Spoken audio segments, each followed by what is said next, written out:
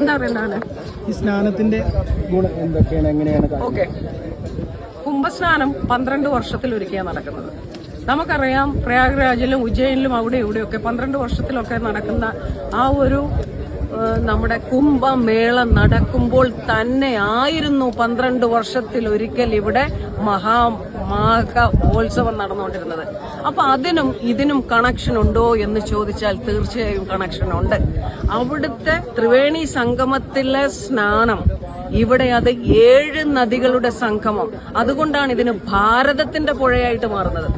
അവിടെ ഉത്ഭവമാണെങ്കിലും മറ്റ് നദികളെല്ലാം ചേർന്ന് ഇവിടെ 7 നദികൾ ഒന്നിച്ചിട്ടാണ് ഭാരതപ്പുഴയായിട്ട് മാറിയത്. ഈ ഭാരതപ്പുഴയിൽ അന്നത്തെ കാലത്ത് സ്നാനം, കുംഭസ്നാനം എല്ലാം നടന്നിരുന്നു. ഇവിടെ നമ്മുടെ മഹാമേരുവിന്റെ ഒരെതളിന്റെ ട്രയാങ്കിളാണ് ഇവിടെ നമ്മുടെ നാവാമുകുന്ദ ക്ഷേത്രം, നേരെ അപ്പുറത്ത് നമ്മുടെ സൃഷ്ടി ആയിരിക്കുന്ന ബ്രഹ്മാവ്, തൊട്ടപ്പുറത്ത് ശിവൻ. അത് നോക്കിക്കഴിഞ്ഞാൽ ശരിക്കൊരു ട്രയാങ്കിളിൽ നിൽക്കുകയാണ്.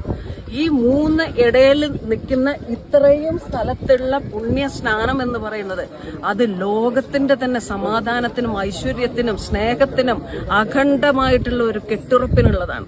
അത് എവിടെയോ വെച്ച് നഷ്ടം വന്നു. ഞാനിതൊക്കെ വായിച്ചറിഞ്ഞ് വെച്ച് നോക്കുമ്പോൾ ഒരു 271 വർഷമായെന്ന് തോന്നുന്നു അത് നിർത്തലാക്കപ്പെട്ടു.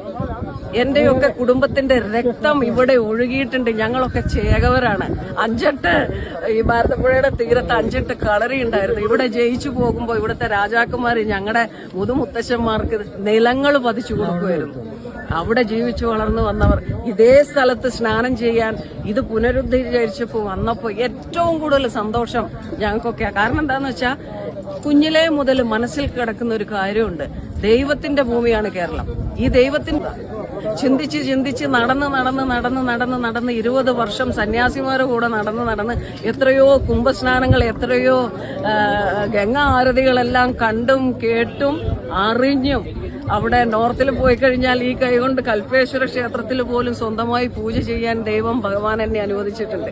അതിന്റെയൊക്കെ അടിസ്ഥാനത്തിൽ ഞാൻ വിചാരിക്കുന്നത് ദൈവനിയോഗമാണ്. ഞാൻ ഈ അടുത്ത കാലത്താണ് പൂർണ്ണ സന്യാസിനിയായത്.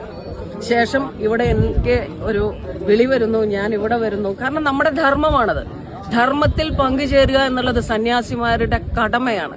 കാരണം അവര് സ്വന്തം 7 തലമുറയ്ക്ക് പിണ്ടമിട്ട്, ആത്മപിണ്ടമിട്ട്, ജീവിച്ചിരിക്കുന്ന പേരക്കിടാങ്ങൾക്ക് പോലും പിണ്ടമിട്ട് ഇറങ്ങുന്നത് ഈ ലോകത്തിന് വേണ്ടിയാണ്. ലോകാസമസ്ത സുഖിനോ ഭവന്തു. അത് നിലനിൽക്കാൻ വേണ്ടിയാണ് ഈ അഖണ്ഡ ഭാരതത്തിൽ എല്ലാ സന്യാസിമാരും ഉത്ഭവിക്കുന്നതും ഈ സന്യാസ സമൂഹം ഇവിടെ നിൽക്കുന്നതും.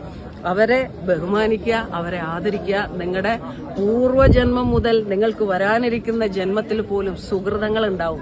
കാരണം സന്യാസിമാർ ജീവിച്ചിരിക്കുന്ന ശരിയായ ദൈവങ്ങളാണ്. കാരണം അവരവരുടെ എല്ലാ പൂർവ്വ ബന്ധങ്ങളും പൂർവ്വമായിട്ടുള്ള സകലതും അറുത്തു മുറിച്ചിട്ടാണ് കാഷായ വ്യാസം ധരിച്ചു വരുന്നത്. അത് ലോകത്തിന് വേണ്ടിയാണ്. ലോകാ സമസ്ത സുഖിനോ ഭവന്തു.